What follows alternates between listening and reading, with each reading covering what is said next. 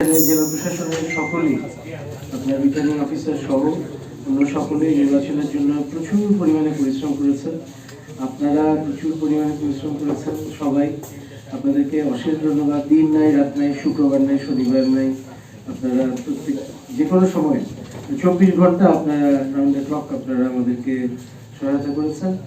এবং আমি একই সঙ্গে ধন্যবাদ জানাই যে সার্ভিসকে সেইখানে এখন উপস্থিত থাকার জন্য এবং এই গণতন্ত্র চর্চা এটাকে যে ধরে রাখার যে একটা চেষ্টা শুরুতেই কিন্তু আলহামদুলিল্লাহ আমরা একটা খুব ভালো একটা শুরু করতে পারলাম। আমরা প্রথম দিন যেদিন এখানে এসেছিলাম একসঙ্গে আমরা দুজনে বলেছিলাম যে আমরা আমাদের এই জেলার জন্য একসঙ্গে কাজ করতে চাই, দেশের জন্য একসঙ্গে কাজ করতে চাই।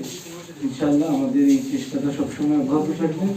দল মত নির্বিশেষে সকলের সঙ্গে আমাদের মত পার্থক্য থাকতে পারে, কিন্তু মত পার্থক্যর ব্যাপারেও আমরা একমত হব যে হ্যাঁ ঠিক আছে আমাদের মত পার্থক্য আছে, দ্বিমতের ব্যাপারেও একমত হওয়া যেটাকে বলে।